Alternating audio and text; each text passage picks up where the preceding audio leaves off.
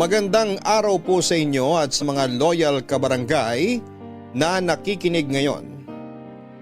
Itago niyo na lamang po ako sa pangalang Berlin. 39 years old at kasalukuyang nakatira sa Mekawayan, Bulacan. Marami nagsasabi na kapag mahal mo ang isang tao ay nakahanda kang patawarin siya kung magkamali siya. Nakahanda kang tanggapin ang pagkakamali niya kahit na gaano pa yon kalaki at kasakit. Dahil nga mahal mo at iniingatan mo ang relasyon na matagal nyo nang binuo.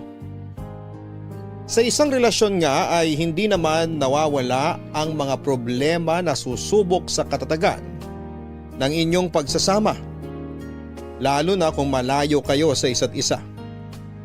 Hindi ninyo nakikita ang ginagawa ng bawat isa. Pero doon nga masusukat kung gaano kalaki ang tiwala at respeto ninyo sa isa't isa. Na kahit magkalayo kayo ay hindi ninyo gagawin ang mga bagay na maaaring makasira sa inyong relasyon. Katulad na lamang ng nangyari sa amin ng nooy long-time boyfriend ko na si Jace. Third year high school pa lamang kami noon ay magkasintahan na kami ni Jace Papadudut. Kami nga yung definition ng perfect relationship noon dahil ni minsan ay hindi kami nag-away at lagi kaming nagkakaintindihan at kung may mga bagay man kaming maaaring pagtalunan ay agad namin yung naaayos bago pa man kami humantong sa away. Hanggang sa makagraduate na nga kami ng college at nagkaroon kami ng kanya-kanyang trabaho ay nag-propose sa akin si Jace. Agad ko namang tinanggap dahil alam ko sa sarili ko na siya na ang gusto kong makasama habang buhay.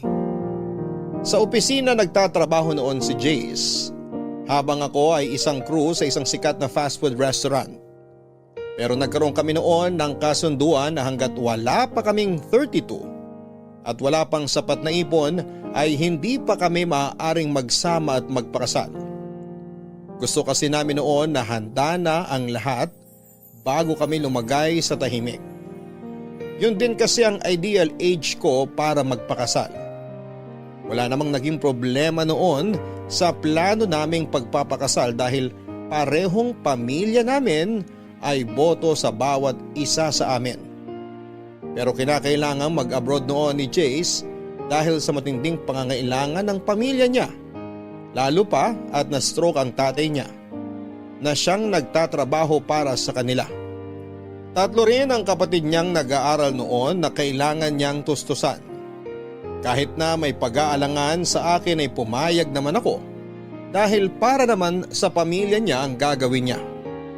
Nagkasundo na lamang kami noon na kapag nakabalik siya ng Pilipinas ay magpapakasal na kami kahit sa West lang. Pumayag naman ako at sinabi kong mag-iipon din ako para sa kasal namin at ganon din siya. Kailangan lang muna naming tiisin na magkalayo kami at magtiwala sa isa't isa. Malaki naman ang tiwala ko sa kanya dahil sa tagal naming magkasintahan noon ay hindi siya gumawa ng bagay na maaari naming ikasira. At ganon din ako dahil nga sa sobra naming mahal at nirerespeto ang bawat isa. Pero inaamin ko na hindi talaga naging madali para sa akin ang malayo kay Jace. Dahil may mga bagay na pumapasok sa isip ko habang magkalayo kami. Mga bagay na alam ko namang hindi niya magagawa pero hindi ko maiwasang mag-isip na baka matukso siya sa isang babae habang hindi niya ako kasama. Lalaki siya at may pangangailangan at naisip kong baka sa iba niya hanapin ang mga yon. May tiwala naman ako sa kanya pero hindi ko kontrolado ang mga pumapasok sa isip ko. Lalo pa nga at hindi agad nakatawag noon sa akin si Jace nang makarating siya sa Korea bilang isang factory worker sa paggawaan ng mga noodles. Sobrang nag-worry rin ako sa kanya noon dahil hindi ko alam kung ano na nga bang nangyayari sa kanya doon.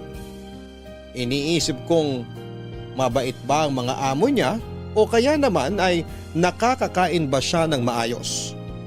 Halos 2 linggo nga bago siya nakatawag noon at tila nabunutan ako ng tinik sa dibdib nang marinig ko na ang boses niya.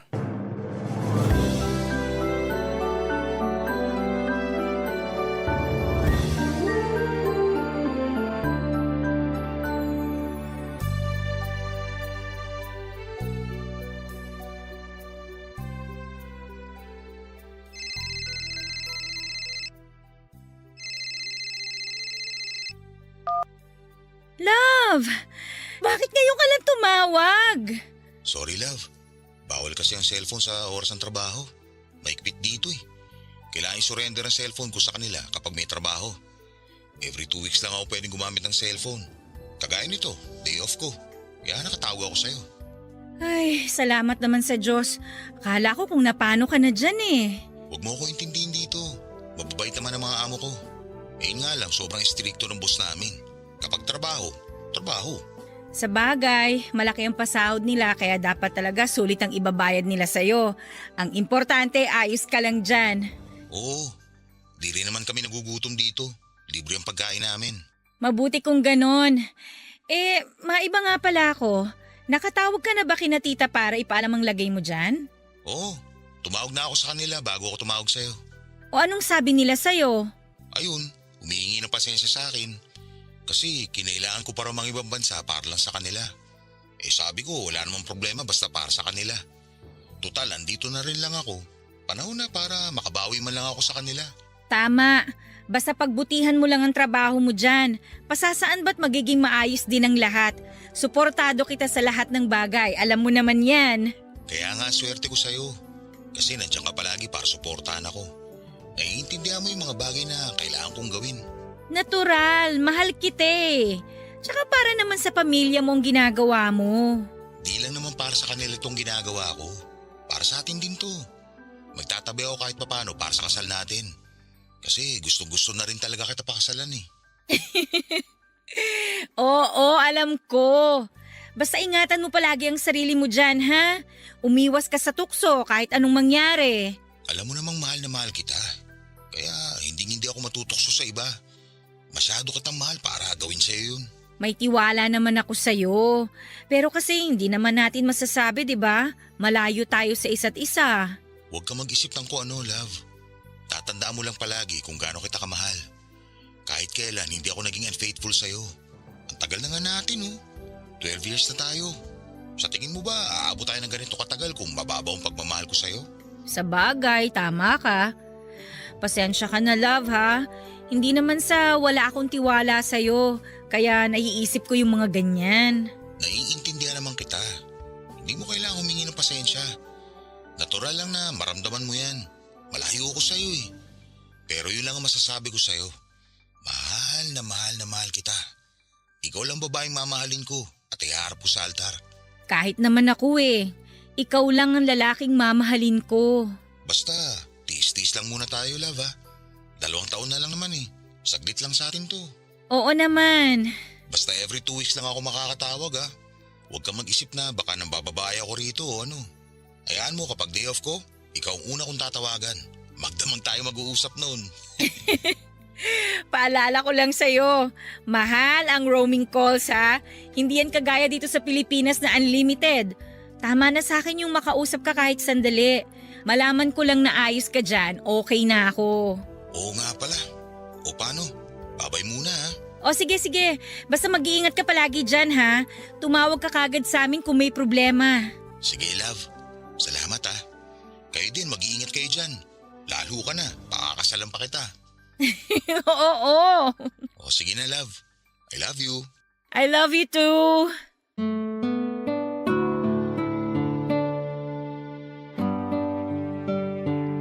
Papadudot kahit papaano ay gumaan ang loob ko nang makausap ko si Jace.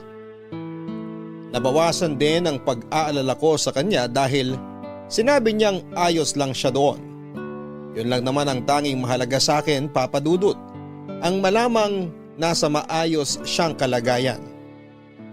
Sinabi ko nga rin sa sarili ko noon na hindi na ako mag-iisip ng hindi maganda tungkol sa kanya. dahil na-realize ko na maling mag-isip ako ng ganon sa lalaking kahit kailan ay hindi nagsinungaling at naglihim sa akin. Sa 12 years na relasyon namin ay wala siyang ginawa na makakasira sa relasyon namin. Sa 12 years din na yon ay hindi kailanman nabawasan ng pagmamahal namin sa isa't isa. Kaya nga nasabi ko na napaka-perfect ng relationship namin, na kasal na lang talaga ang kulang. Pero kagaya nga ng plano ay gusto naming paghandaang mabuti ang lahat bago kami lumagay sa tahimik, Papa Dudut. Lumipas nga ang mahigit 1 taon, Papa Dudut, na sanay na ako na kada 2 linggo lang kaming nakakapag-usap ni Jace. Mas nagpursigi ako noon sa trabaho hanggang sa ma-promote ako bilang branch manager sa sikat na fast food restaurant na pinagtatrabahuhan ko. At kapag nakakapag-usap nga kami ay pareho naming kinikwento sa isa't isa ang mga nangyari sa amin sa loob ng 2 linggo, para kahit papaano ay updated kami sa buhay ng bawat isa. Na wala kaming nakakaligtaang araw kahit na madalang kaming magkausap. Kapwa na rin kami na may ipon noon, kaya naman excited na ako dahil 3 buwan na lamang ay makakauwi na siya ng Pilipinas. Nagkasundo na rin kami na aayusin ko na ang mga dapat ayusin para sa kasal namin. Mula sa invitation sa simbahan at sa pagpili na rin ang isusuot namin. Dahil yun nga ang balak namin na kapag nakauwi siya ay magpapatahi na agad kami ng isusuot sa kasal at magpapakasal. Hanggang sa isang beses ay bigla na lamang nag-iba ang pakikitungo sa akin ni Jace. Ang sabi niya sa akin ay pagod lamang siya dahil panay ang overtime niya sa trabaho at iniintindi ko yon. Pero may kung anong nagbubulong sa akin na hindi yon ang dahilan. At ayaw ko mang isipin ay may nagsasabi sa akin na may tinatago ang fiancé ko na si Jace, Papa Dudut.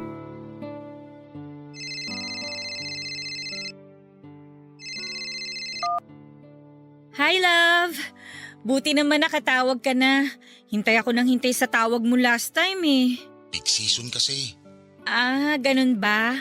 O kumusta naman ang trabaho mo? Ganun pa rin. Walang pinagbago. Eh kumusta naman ang nakaraang linggo mo? Ayos lang. Puro trabaho. Ayos ka lang ba, love? Oo. Bakit? Wala naman. Para kasing wala kang gana makipag-usap sa akin. Guni-guni mo lang yun. Kung ayaw kitang kausap, di sana hindi na ako tumawag. Ewan ko, ibang-iba ka kasi ngayon eh. May problema ba? Sabihin mo sa akin. Walang problema. Huwag mo ko intindihin. Ay, love, kung may problema ka, sabihin mo sa akin. Para mapag-usapan natin. Hindi yung sinasarili mo lang. Wala nga akong problema. Nag-iisip ka na naman ng kung ano-ano eh.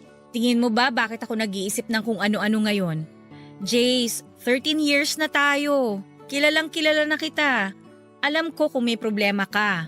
Kaya magsabi ka na sa akin, ano ba kasing problema? Sorry love. Promise, wala talagang problema. Sobrang pagod ko lang siguro. Sigurado ka? Oo love.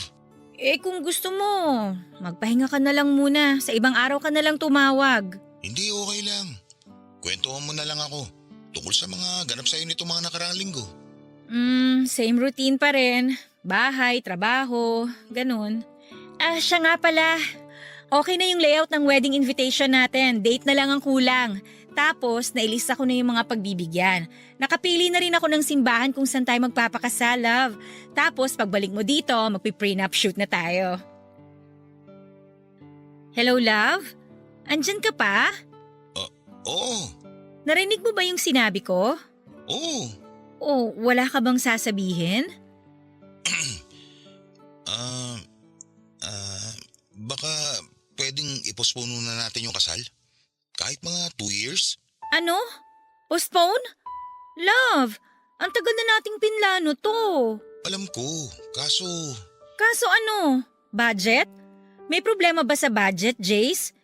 May ipon ako, sapat yun para sa pagpapakasal natin. Hindi naman yun. Naisip ko lang na mag-extend muna ng mga 2 taon dito.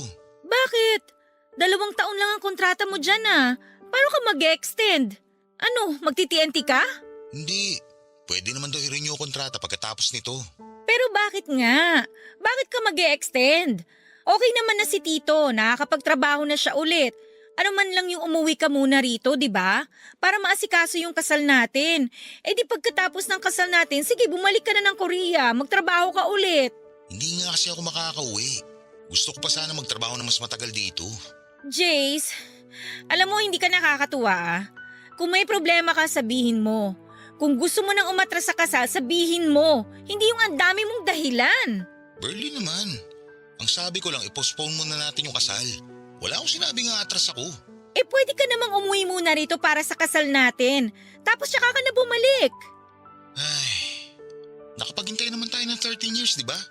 Ano ba naman yung 2 taon pa? Oo, nakapaghintay tayo. Pero nakaplano na lahat, Jace.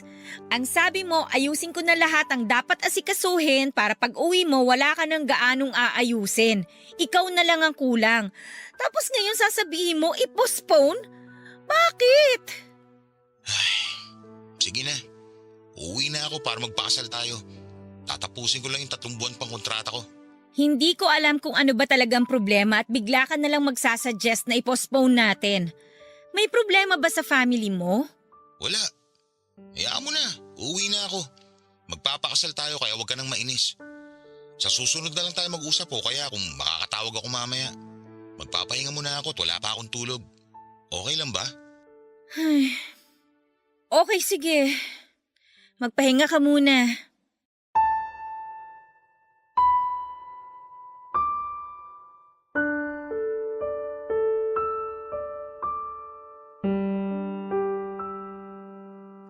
Papadudod sa kabilangan ng pagtataka ko sa naging reaksyon ni Jace ay isinawalang bahala ko na lamang yon kahit na may nararamdaman akong hindi maganda. Sa aming dalawa kasi ay si Jace talagang excited na magpakasal kami kaya hindi ko maiwasang mag-isip ng kung ano-ano. Pero pinigil ko ang sarili ko at iniisip na baka nga pagod lang talaga ito sa trabaho at hindi makapag-isip ng maayos. Naisip ko rin na baka marami siyang iniisip tungkol sa pamilya dahil sa kanya nakaatang ang responsibilidad. Marahil din ay nape-pressure ito sa kung ano nga ba ang dapat niyang unahin. Papadudot hindi na nga ulit siya nakatawag sa akin ng araw na yon. Pero ayos lang naman sa akin, mas maigi na rin siguro yon para makapag-isip siya ng maayos. Napagpasyahan kong maghintay na lamang sa kung ano nga ba ang magiging desisyon niya. At bilang partner ay nakahanda akong irespeto kung ano man yon. Nang sumunod na beses na pagtawag sa akin ni Jace ay kapansin-pansin ang panlalamig nito sa akin. Wala itong kabuhay-buhay sa pakikipag-usap sa akin na parang minsan ay napipilitan na lamang siyang kausap ako. Ayaw ko mang mag-isip ng hindi maganda. Pero sa kinikilos ni Jace ay hindi ko mapigilan ang sarili ko. Halos lahat na yata ng pangit na senaryo ay naisip ko na baka may ibang babae siya kaya gano'n na lamang ang panlalamig niya sa akin. Hindi na siya malambing kagaya ng dati at palaging malayo ang sagot sa tuwing may itinatanong ako sa kanya, Papadudot. Papadudot, nagpatuloy ang cold treatment sa akin ni Jace hanggang sa dumating na sa point na halos hindi na siya tumatawag. Halos hindi ko na nga alam kung ano ang iisipin ko ng mga panahong yon. Nagsimula na ako mag-alala at makaramdam ng kaba dahil wala talaga siyang paramdam. Baka mapahamak na siya o ano, kaya naman hindi na ako nagdalawang isip na lumapit sa pamilya niya at itanong kung tumatawag ba sa kanila si Jace. Ang sabi nila ay hindi naman daw ito tumatawag at malamang ay busy lamang sa trabaho. Nagtaka naman ako dahil parang hindi sila nagwo-worry kay Jace. Pero pinili ko na lamang na huwag nang magsalita. Sumang-ayon na lamang ako sa sinabi nila. Pero may parte sa puso ko na ayaw maniwalang Hindi tumatawag sa kanila si Jace dahil busy ito. Kilala ko si Jace at hindi nito matitiis ang kahit na ano, lalo na kung tungkol sa pamilya nito. Naisip kong may mali sa nangyayari at kailangan ko yung alamin. Kaya nga sinubukan kong kontakin ang mga kaibigan ni Jace na nakilala nito sa trabaho. Halos lahat ng nakausap ko ay iba-iba ang sinasabi. Ang isa ay sinabing busy lang si Jace, samantalang ang isa naman ay sinabing wala naman daw silang gaanong ginagawa dahil tapos na ang peak season. Kaya mas lalong lumakas ang kutob ko na may tinatago siya sa akin hanggang sa nakausap ko ang isa pa sa katrabaho niya na si Carlo. At hindi ko halos matanggap ang mga ipinagtapat niya sa akin, Papa Dudut.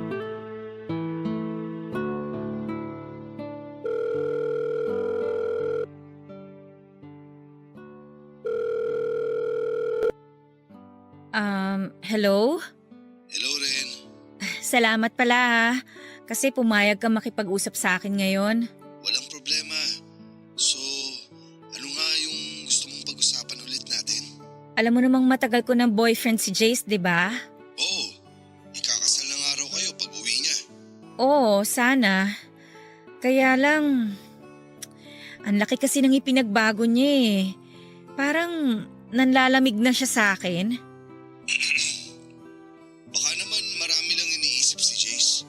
Kilala ko siya kapag may problema yon o may iniisip. Nagsasabi siya sa akin. Pero ngayon, parang may tinatago siya sa akin eh. Hindi na ako makapag-focus sa trabaho ko kasi iniisip ko siya. Kung ano na bang nangyayari sa kanya, wala na rin akong maayos na tulog kakaisip kung ano ba talagang pinagkakaabalahan niya. Ano kasi, wala ako sa posisyon para sabihin sa'yo to. Na alin?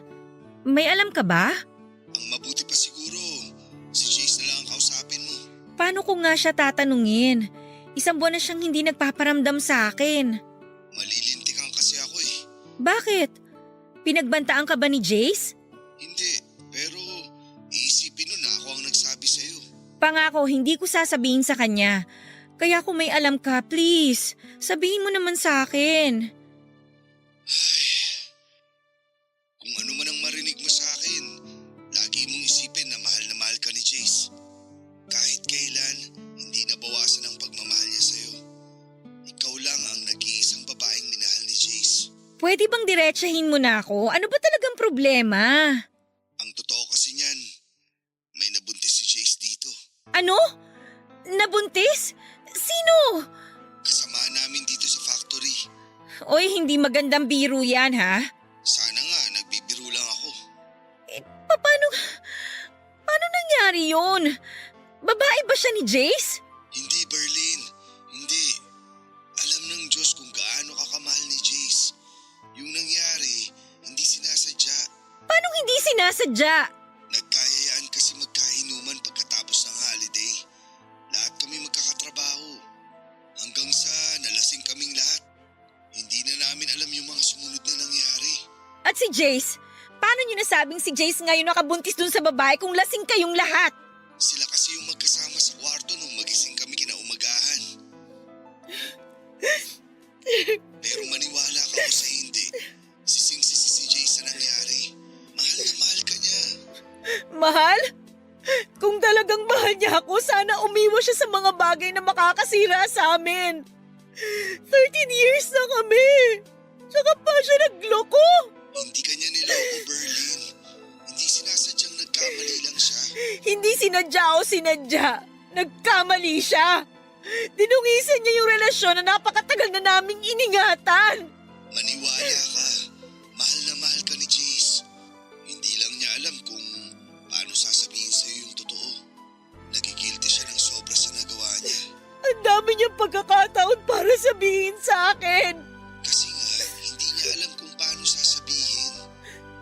Pero please lang, Berlin. Wag na wag mong sasabihin na ako ang nagsabi sa'yo, ha? Labas ka rito. Salamat kasi sinabi mo sa akin yung totoo. Huwag kang mag-alala. Hindi to malalaman ni Jace.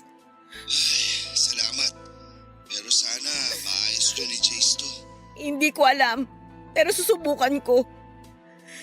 Yung babaeng nabuntis niya, naghahabol ba?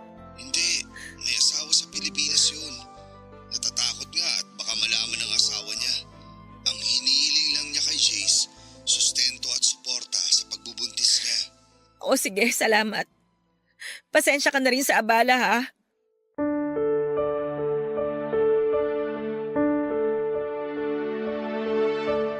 Papadudod para akong hinagisa ng bomba dahil sa mga nalaman ko.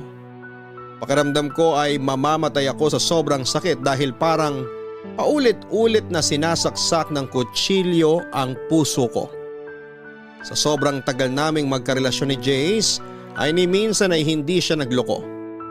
At kahit minsan ay hindi kami nag-aaway ng dahil lamang sa babae. Kaya may parte pa rin sa puso ko na ayaw maniwala sa mga sinasabi ni Carlo. Pero ano nga ba ang mapapala niya kung sakaling siraan niya si Jace sa akin?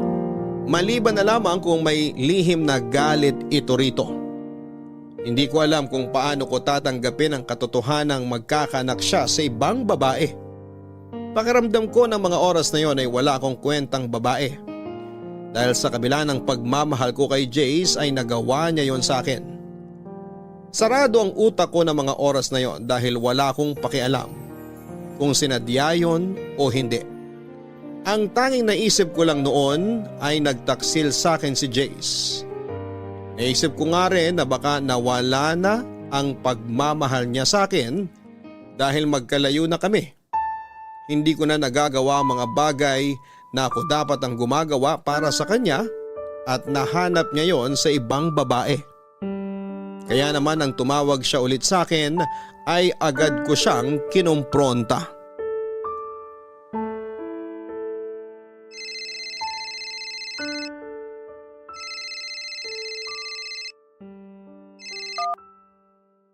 Hello? Napatawag ka?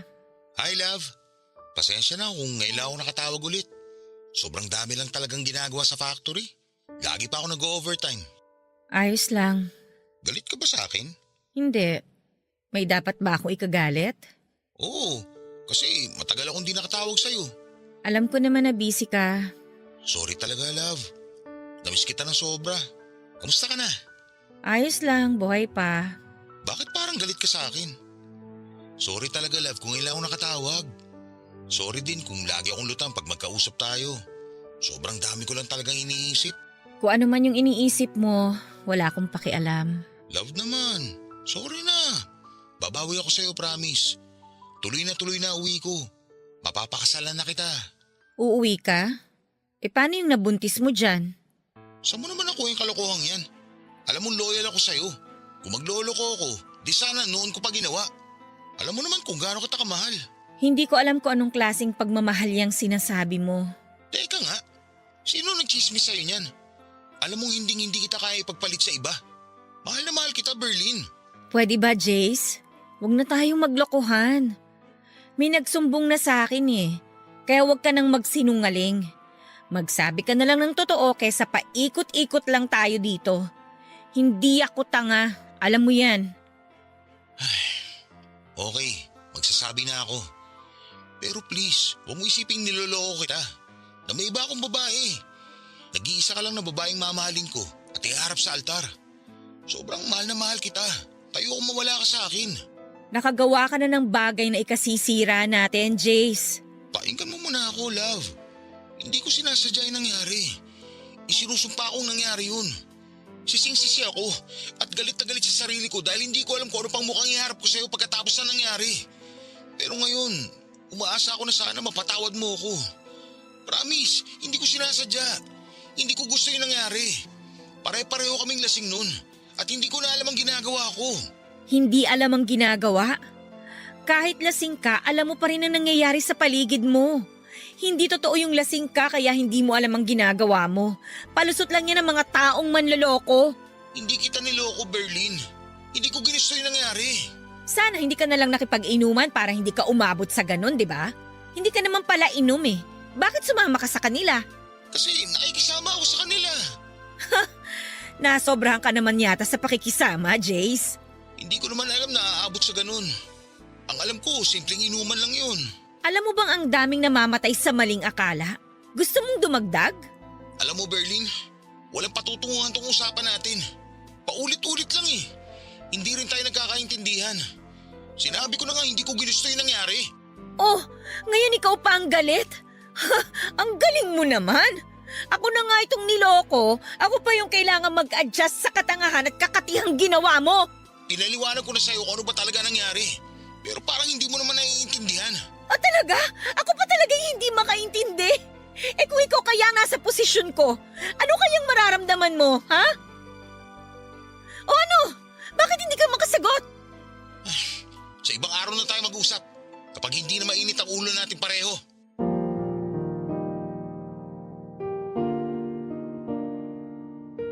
Papa Dudut, minabuti na nga lang namin na huwag na munang mag-usap dahil pareho pang mainit ang mga ulo namin.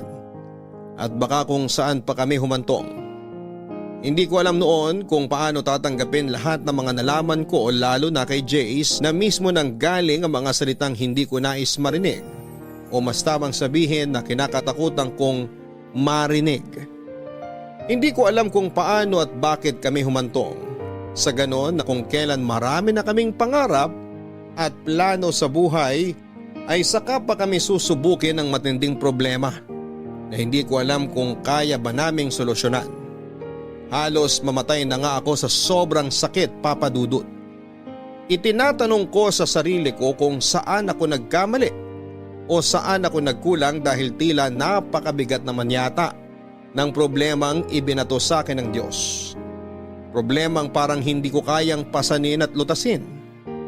Iniisip ko na sa dami ng plano at pangarap na binuo namin nang magkasama ay isang pagkakamali lang ang magiging sanhi ng pagkasira ng mga yon. At dahil nga sa pagtatalo naming yon, Papa Dudut, ay minabuti muna naming dumistansya ni Jace sa isa't isa. Lalo pa't hindi ko na rin alam kung ano nga ba ang sasabihin ko sa kanya. Alam na alam ko sa sarili ko na kapag nag-usap kami ay kung ano-ano na naman ang masasabi ko sa kanyang masasakit na kailanman ay hindi ko na mababawi. Oo nga at galit ako sa kanya pero naroon pa rin ang respeto ko sa kanya bilang tao. Naisip ko lang na isang pagkakamali lang yung nagawa niya. Pero hindi ko makuha sa sarili ko na tanggapin yon. Gayong alam kong hindi naman talaga niya sinasadya. Marahil ay napakasakit lang sa akin dahil kung kailan may plano na kaming magpakasal ay saka pa yon nangyari. Na tila ba gustong hadlangan ng tadhana ang pagsasama namin. Sobrang litong-lito ako nung mga panahong yon. Hindi ko alam kung ano ang dapat kong gawin para maayos ang relasyon namin na hindi naman ako ang sumira. Pero sa kabila nga ng mga nalaman ko ay sinolo ko yon. Walang nakalam kahit sino sa pamilya ko o sa mga taong nakakakilala sa amin dahil ayaw kong masira ang imahe ni Jace sa kanila. Kahit papaano ay gusto kong itago ang kahihiyan dahil naisip ko na ang kahihiyan ni Jace ay kahihiyan ko na rin.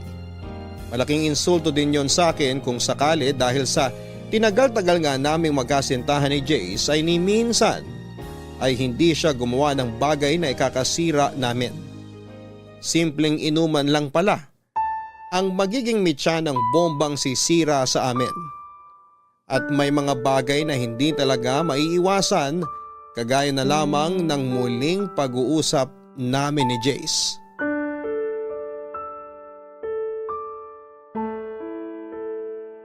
Salamat naman at sinagot mo na ang tawag ko. Ano bang kailangan mo? Gusto ko tayong makausap na maayos. Please, Berlin. Alam kong wala akong karapatang magdemand sa'yo pero sana naman. Huwag mo itapon na lang basta napakaraming taon na binuno natin.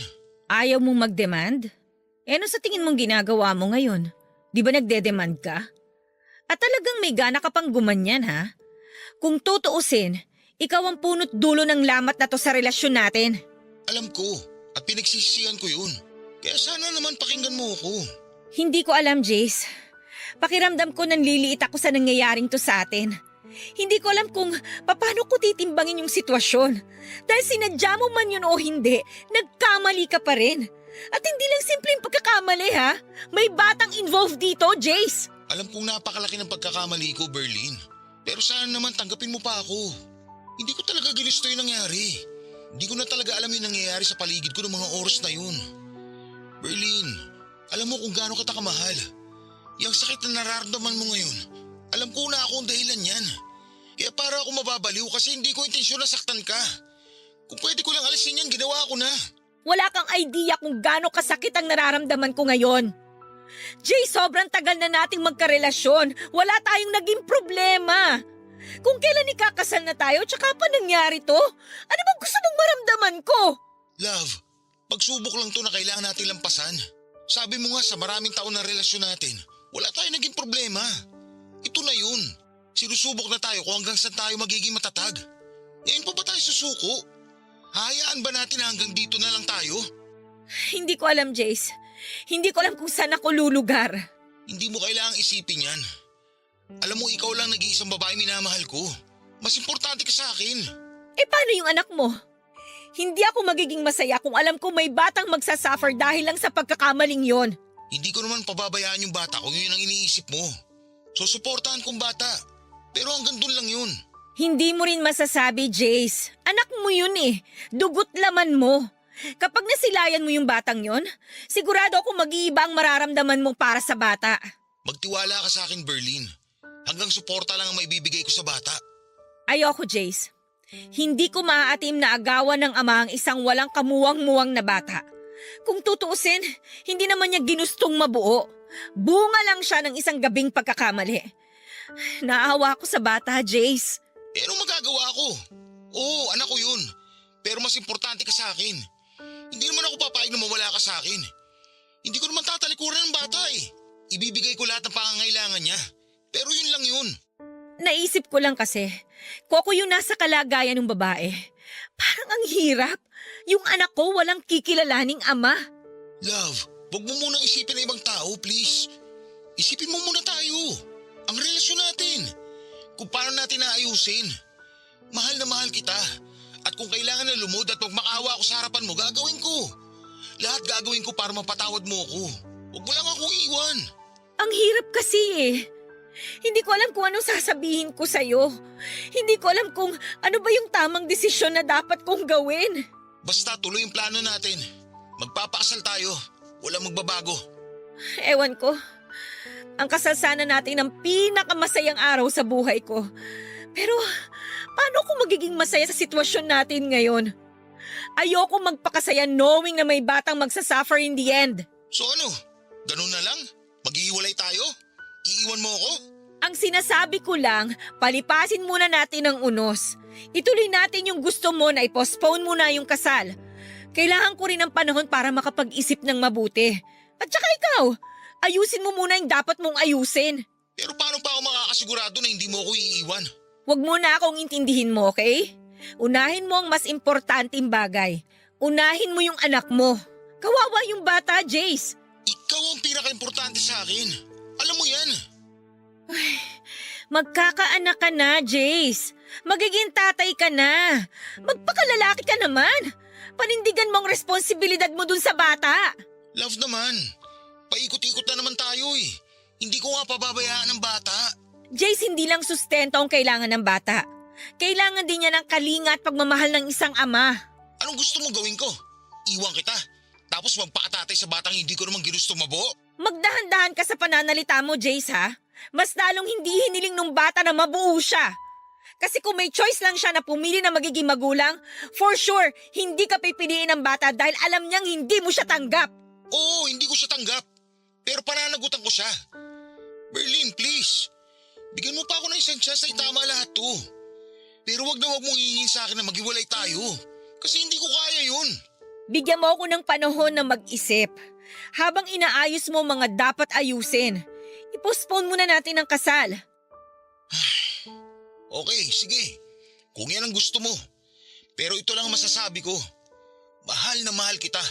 At kung kailangan ko mamili, ikaw at ikaw ang pipiliin ko.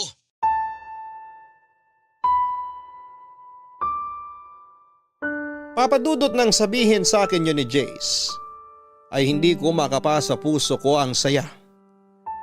Dahil pakiramdam ko ay makasarili ang desisyon niyang yon, Papadudot. Alam kong mahal niya ako pero mas matimbang ang dugot laman. Naisip ko rin na kung ako ang nasa sitwasyon ng babaeng nabuntis niya, ay baka hindi ko kayanin ang pagpapalaki sa bata ng mag-isa. At mas lalong ayaw ko na lumaki ang magiging anak ko na walang kikilalaning ama. Papadudot, minabuti ko nga na huwag na munang makipag-usap kay Jace para makapag-isip kaming pareho. Pero kung ako ang tatanungin, ay kung hihingin man ang pagkakataon ay handa akong palayain siya alang-alang sa bata. Tinis ko nga noon na hindi makipag-usap sa kanya kahit pa tawag siya ng tawag. Tiniis kong wag sagutin ang mga tawag niya dahil yon ang sa tingin kong tama. Naisip kong kapag hindi ako nagparamdam ay maiisip niya kung ano ang dapat niyang gawin. Pero sa totoo lang ay sobrang sakit sa akin ang mga nangyayari, lalo na ang isiping may kahati ako sa kanya. Halos 2 linggo nga na panay ang tawag niya sa akin na hindi ko naman sinasagot hanggang sa isang araw ay hindi na siya tumawag. Kaya naisip ko noon na marahil ay nakapag-desisyon na si Jace at pinili nito ang anak. Pero wala akong kamalay-malay na uuwi pala siya ng Pilipinas para personal akong makausap. Kailan ka pa dumating? Ngayon lang din. Dumiretso ka agad ako rito para makapag-usap tayo. Nagpahinga ka na muna sana bago ka pumunta rito. Hindi ko na kaya pagpaliban pa to, Berlin. Para na ako mababaliw. Hindi mo sinasagot ang mga tawag ko. Sinabi ko naman sa'yo na kailangan nating makapag-isip pareho. Paano tayo makakapag-isip kung lagi din naman tayong mag-uusap? Hindi naman solusyon ang pagdistansya sa isa't isa. Kaya nga tayo mag-uusap para mas madali nating maayos ang problema natin. Ang problema dapat tinaharap, hindi tinatalikuran. Paano natin tumaayos kung ayaw mo naman makipag-usap? Ang dali lang para sa'yo na sabihin. Kasi hindi naman sa'yo nangyari eh. Oo, hindi sa akin nangyari. Pero naisip ko na rin yan na kung sa akin man mangyari to, tatanggapin pa rin kita ng buong buo. Nasasabi mo lang yan kasi wala ka sa totoong sitwasyon. Hindi ko lang nasasabi to. Tatanggapin talaga kita dahil mahal na mahal kita. Handa akong kalimutan ang mga pagkakamali mo, huwag ka lang mawala sa akin. Ganyan kita kamahal, Berlin. Saan naman bigyan mo ako ng pagkakataon na pagsisiyan ng gusto ang pagkakamali ko. Hayaan mo akong bumawi sa'yo. Hindi ko alam, Jace. Gulong-gulo talaga ako. Kaya nga ayoko muna makipag-usap sa'yo dahil hindi ko alam ang sasabihin ko sa'yo. Mahal mo pa ba ako? At bakit mo naman naitanong yan? Pakiramdam ko kasi wala ka ng pagmamahal sa akin kaya ka ganyan katigas. Naiinis na ako sa usapang to ha. Ba't parang kasalanan ko pa na hirap akong magpatawad? Sariwa pa sa akin ang lahat, Jace. Sorry, love. Sorry. Kahit ako, gulong-gulo din ako. Pero isa lang ang sigurado ako. Ayaw kitang mawala sa akin. O paano yung anak mo? Wala ka man lang bang maramdaman na gusto mong bigyan din ng pagmamahal ang anak mo? Love naman. Willing ako magbigay ng sustento sa kanya. Lahat ng pangangailangan niya ibibigay ko. Napag-usapan na natin to, di ba? O sige, sabihin na nating magsusustento ka. Siyempre hindi maiiwasang mag-usap kayo palagi nung nanay niya. Tapos hindi mo namamalayang nahulog na pala yung loob mo sa kanya. Oh, nasa na ako doon? Paano na ako? Love, yan ang wag na wag mong iisipin. Alam mo kung gaano kita kamahal. Hindi ko itatapon lahat ng pinagsamahan natin. Hindi ko itatapon yung pagmamahalan natin. Dahil lang sa bago ko palang nakikilala. Siguro mamahalin ko yung bata, pero hindi ang ibang babae. Bigyan mo muna ako ng space. Hindi na ako makahingi. Sabihin mo na madrama ako o maarte. Pero hindi ganun kadali sa akin na tanggapin yung sitwasyon. Na yung lalaking pakakasalan ko nakabuntis ng ibang babae. Kahit ito man lang muna, ibigay mo sa akin, please. Love naman. Tsaka sino nagpapasok nga pala sa'yo dito? Naabutan mo ba sina mama? Hindi ko sila inabutan. Pasensya na, pumasok na ako dito nang walang paalam. Bukas kasi yung gate eh. Mabuti na rin na hindi kayo nagkita ni na mama. At wala silang kaalam-alam sa nangyari. Hindi ko sinabi sa kanila kung anong problema nating dalawa at paniguradong magagalit yun sa'yo. Teka, wala ka bang balak sabihin sa kanila? Hindi ko alam. Pinagtatakpan kita hanggat maaari dahil ayoko magmukhang katawa-tawa sa maraming tao. Kasi parang ang iisipin nila nun, hindi ganun katibay yung pundasyon ng pagmamahalan natin kaya nangyaring lahat ng ito. Ang kahihiyan mo, kahihiyan ko rin. Sorry talaga. Hindi ko talaga ginusto mangyari sa atin to. Love, maayos pa naman natin to, di ba? Bigyan mo nga muna ako ng space para maisip ko kung ano ba talaga yung gusto kong mangyari sa relasyon natin, Jace.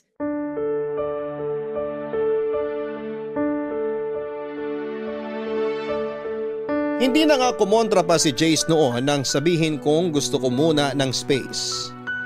Pero nagpaalam siya sa akin ng maayos at sinabing tawagan ko lamang siya. Anumang oras kapag nakapag-isip na ako o kaya naman ay sadyain ko siya mismo sa kanilang bahay dahil hindi na rin daw siya babalik ng Korea para magtrabaho. Maghahanap na lang daw siya ng ibang trabaho na malapit lang sa akin. Hindi na lamang ako kumibo noon, Papa Dudut, at hindi na rin ako nag-abalang ihatid pa siya hanggang sa may gate namin. At isang linggo nga nang makabalik si Jace sa Pilipinas, ay tinawagan ko lahat ng reservations na pinabuko at kinansel ang mga yon. Naging padalos-dalos ako sa desisyon ko at naisip kong huwag na lamang talaga magpakasal sa kanya. Nawalan na nga rin ako ng ganang pumasok sa trabaho noon at wala akong ginawa kundi ang magmukmok sa kwarto ko, Papa Dudut. Nakakalata na nga noon ang mga magulang ko pero pinili ko pa rin na magsinungaling sa kanila at pagtakpan si Jace. Hindi ko na nga maintindihan ang sarili ko ng mga oras na yon. Dahil hindi ko alam kung bakit pilit ko siyang pinagtatakpan, gayong mga magulang ko lang ang maaaring umintindi sa akin sa sitwasyong yon. At ang panusot ko na lamang sa kanila noon ay masama ang pakiramdam ko kaya hindi muna ako makakapasok. Pero sadyang walang lihim na hindi nabubunyag. Dahil nalaman din ng mga magulang ko ang problemang kinakaharap namin ni Jace, Papa Dudut. Papa Dudut, hindi ko alam kung paano at saan nalaman ng mga magulang ko ang tungkol sa sitwasyon namin ni Jace. Pero isang bagay lang ang alam ko. Yon ay napakatindi ng galit nila kay Jace pero sinabi naman nila sa akin na sakto umano na nandun sila sa bahay nila Jace para sana maghatid ng mga deliver na baboy ay may babae umano doon.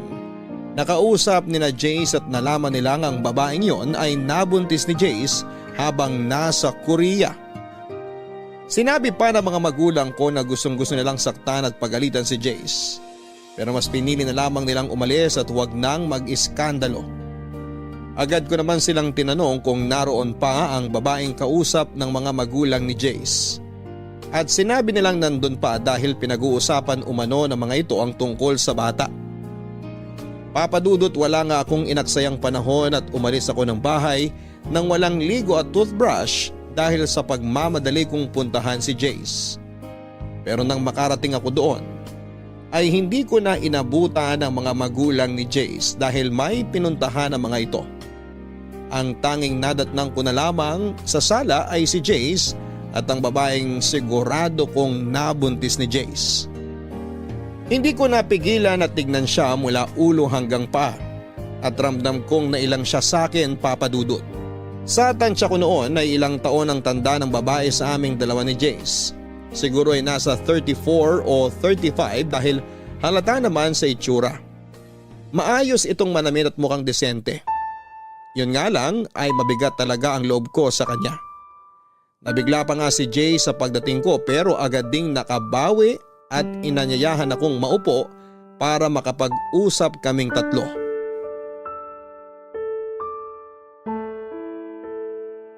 Love, halika, maupo ka muna. Mabuti at nandito ka para makapag-usap tayong tatlo na maayos. Siya ba yung nabuntis mo? Siya nga. Mukhang mas matanda sa atin ah. Dalaga ba siya? Sa totoo lang, may asawa siya, Love. At kasal sila. Ano? Jace, ano ba tong pinasok mo? Love, makinig ka muna sa amin ni Thea. At anong sasabihin niyo sa akin? Ang laking gulo nito, Jace, kapag nakarating sa asawa niya tong ginawa ninyo. Kaya nga hayaan mo muna kami ipaliwanag sa'yo ang plano namin. Please love, pakinggan mo lang kami. Tapos, tsaka ka mag-decide. O sige, magsalita kayong dalawa. Mauna ka na muna, Teya. Sige. Nasabi na naman ni Jace na may asawa ako dito sa Pilipinas. Sa totoo lang, wala talaga akong balak na manggulo sa inyong dalawa. Hindi lang talaga namin inakala na ganito ang mangyayari. Kung bakit naman kasi, kababae mong tao at may asawa, nakikipag-inuman ka pa sa mga lalaki. Wala akong excuse pagdating dyan. Alam kong mali ako sa part na yon at sising-sisi talaga ako. Kaya humihingi ako ng kapatawaran kasi nagulo ko ang relasyon nyo. Hindi mo lang ginulo, nasira mo na rin. Love, please, patapusin mo muna siya. Wala kayong karapatan na mag-demand sa akin kung kailan ako mananahimik at kung kailan ako pwede magsalita. Magsasalita ako kung gusto ko. Mananahimik ako kung gusto ko.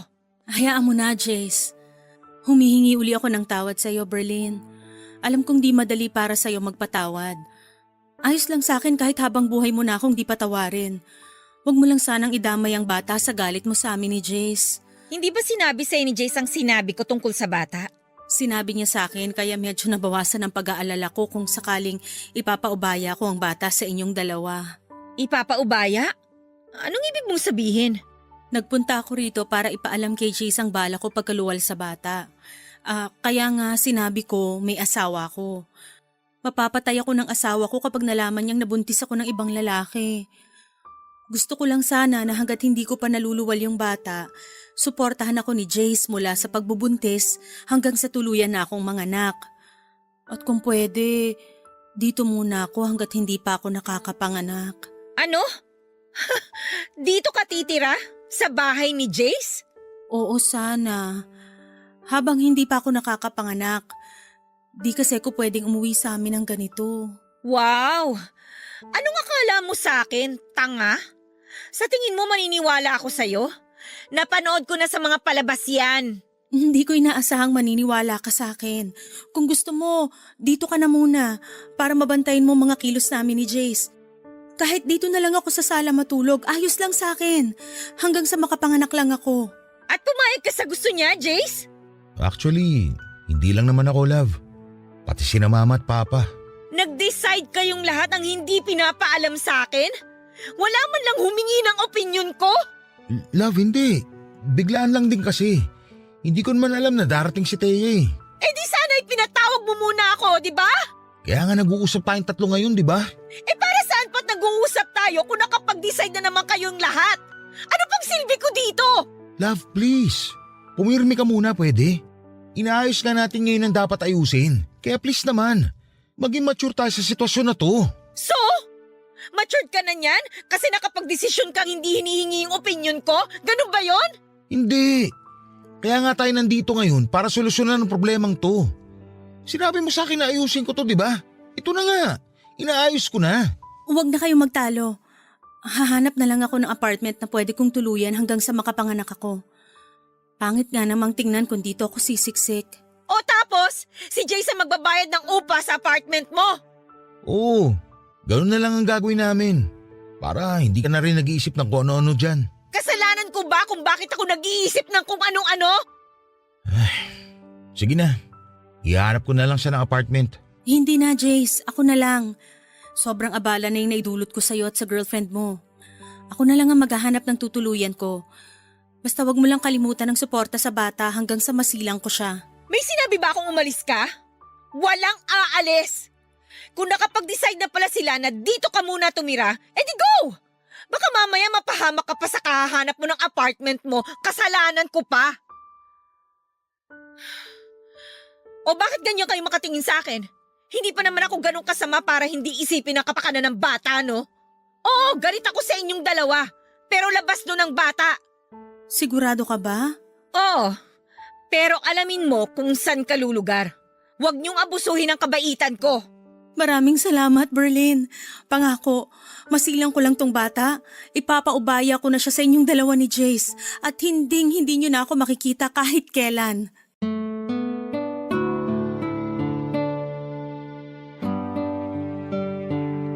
Papadudot, wala na nga akong nagawa kung hindi ang sumang-ayon na lamang sa desisyon ni Jace at ni Thea.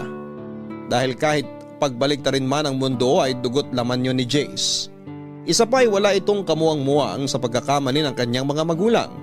At hindi ako masamang tao para hindi isipin ang kapakanan ng sanggol na hindi pa naisisilang. Doon ko rin na-realize na hindi basta-basta ang samahan namin ni Jace para lamang masira ng ganon dahil lang sa isang pagkakamali.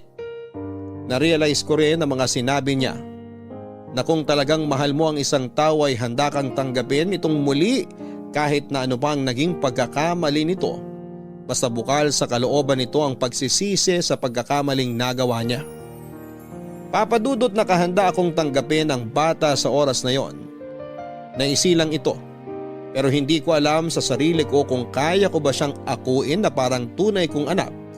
Ngunit susubukan ko.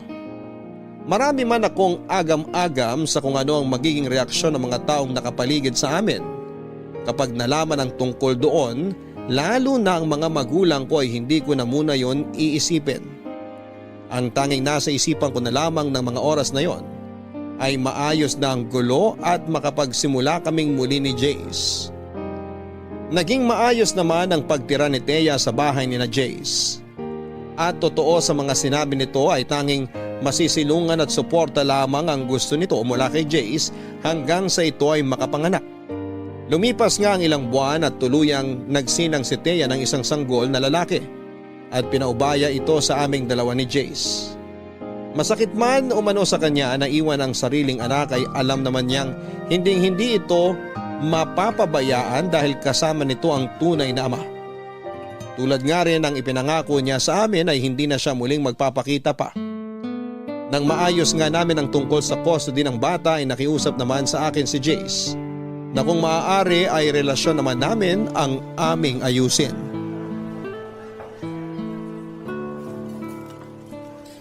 Love, Akala ko ba pupunta tayo sa mall para mamili ng mga gamit ni Baby Liam? kumain muna tayo. Gusto ko rin na makapag-usap tayo na maayos. Ano bang gusto mong pag-usapan natin? Galit ka pa rin ba sa akin dahil sa nangyari? Sa totoo lang, hindi ko naman kaagad makakalimutan yung mga nangyari, Jace. Nagre-recover pa rin ako hanggang ngayon. Paulit-ulit akong hihingi ng kapatawaran kung kinakailangan. Pero sana matanggap mo ng buong bata. Ang anak ko. Napag-usapan na natin to, di ba? Oo, hindi madali pero susubukan ko. Dahil wala namang kasalanan yung bata sa lahat ng nangyari eh. Salamat. Pero sana tuloy pa rin ang pagpapakasal mo sa akin. Alam ko mahirap ang hinihiling ko. Pero mahal na mahal kita eh. Alam ng Diyos na ikaw lang nag-iisang babaeng minahal ko bukod sa nanay ko. Sobrang mahal na mahal kita kaya handa akong tanggapin kung magagalit ka sa akin. Sumbatan mo ako. Huwag mo lang akong iwan. Kilala mo ako, Jace. Kahit kailan hindi kita natiis. Siguro nasaktan mo ko pero na-realize ko na mas nangingibabaw yung pagmamahal ko sa'yo kaysa sa galit ko. Mas natatakot ako na mawala ka sa akin. Siguro nga tama ka na ito na yung pagsubok na binigay sa atin ng Diyos. Hindi niya tayo bibigyan ng pagsubok na hindi natin kakayanin. Daraanan lang natin ang pagsubok na to.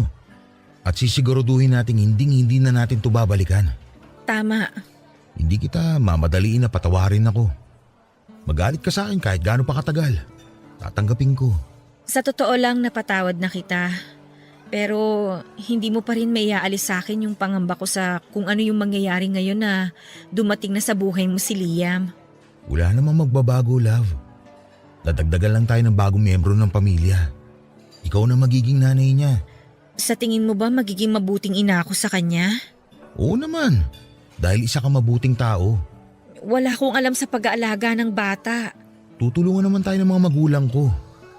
Pero maiba ako. Ano palang sabi ng mga magulang mo tungkol sa bagay na to? Wala naman daw silang magagawa at nandito na to. Kailangan lang daw na panindigan at nakakaawa nga yung bata. Nahihiya rin ako sa kanila. Wala na akong mukhang maiharap sa kanila eh. Pero handa akong hingi ng kapatawaran nila. Galit na galit sila. Pero hindi sa'yo. Nagagalit sila dahil sa nangyari. Pangako, gagawin kong lahat para mapatawad nila ako. Kahit pa mag-back to zero ako sa panliligaw sa'yo at sa kanila. Hindi mo na kailangan gawin yan. Alam naman nilang mabuti kang tao at naging tapat ka sa akin. Sila na nga rin mismo yung nagsabi na sadyang may mga bagay na hindi natin kontrolado at nangyayari na lang. Pero may kasalanan pa rin ako sa nangyari. Maraming paraan para naiwasan ko sana yun. Jace, tapos na yon. Nangyari na. Hindi na tayo dapat nananatili sa isang bagay na parte na lang ng nakaraan. Maraming salamat sa pag-unawa sa akin. Mahal na mahal kita kaya handa akong tanggapin ka sa kabila ng mga nangyari. Pagpasensyahan mo na rin ako kung may mga nasabi akong hindi maganda sa'yo. Naiintindihan kita, love. Alam ko naman kung bakit mo nasabi ang mga nasabi mo. Dala lang yun ng matinding galit at hinanakit. Oo, pero meron akong mga nasabi na hindi naman talaga dapat. Kaya sorry pa rin.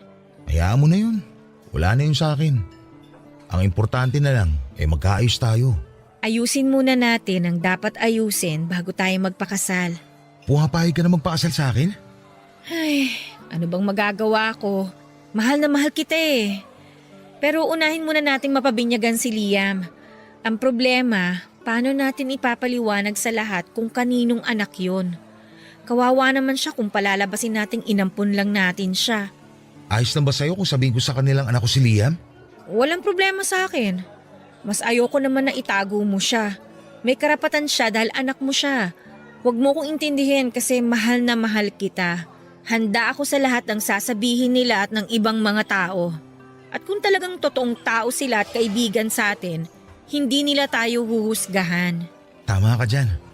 Pangako ko sa'yo, babawi ako. Wala kang dapat bawiin. Ang mabuti pang gawin natin, ibuhos natin lahat ng kalinga at pagmamahal kay Liam dahil ikaw lang ang magulang niya ngayon. Bakit sa tono mo? Parang ako lang ang magulang niya. Ikaw na ang nanay niya ngayon. Hindi naman kita pipiliting magpakananay sa kanya eh. Subukan mo lang. Hindi ako mangangako ha, pero susubukan ko.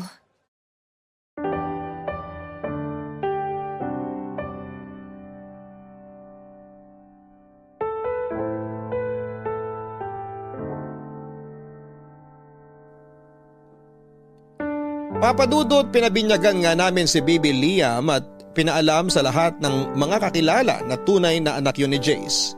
At halos lahat sila ay bumilib sa ginawa ko. Napakabihira lang daw kasi ang kagaya ko na handang tanggapin ang bunga ng pagkakamali ng taong minamahal. Sa totoo lang ay nahirapan din ako na tanggapin ang lahat pero na-realize ko na hindi talaga yon ginusto ni Jace. Ang tanging paraan na lamang namin para maitama ang pagkakamaling yon ay harapin ang nangyari at palakihin ng maayos at busog sa pagmamahal si Baby Liam. Sinabi pa nga nila na isipin lang namin na blessing in disguise si Liam. Lalo pa nga at na-diagnose akong may PCOS. Ibig sabihin ay maliit lamang ang chance ako na magbuntis. Halos madurog ako nang malaman ko pero hindi ako pinanghinaan ng loob dahil sinabi naman ng mga doktor na may mga paraan pa para ako ay magbuntis at magkaanak. Makalipas nga ang ilang buwan matapos ang binyag ni Baby Liam ay ang kasal naman naming dalawa ni Jace ang aming inasikaso. At masayang masaya ako dahil sa paglipas ng mga panahon ay unti-unti nang nabubuo ang pamilyang pinapangarap ko kasama si Jace. Napamahal na rin ako kay Liam at parang tunay na anak na ang turing ko sa kanya. At masasabi ko na napalaki namin siya ng maayos ni Jace dahil lumaki siyang mabait at magalang at higit sa lahat ay mapagmahal.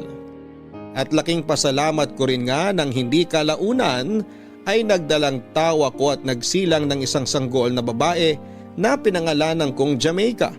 Hango sa pangalan naming tatlo ni na Jace at Liam. Sobrang saya ko nga papadudot. Dahil hanggang ngayon ay masaya at nananatiling matatag ang aming pamilya.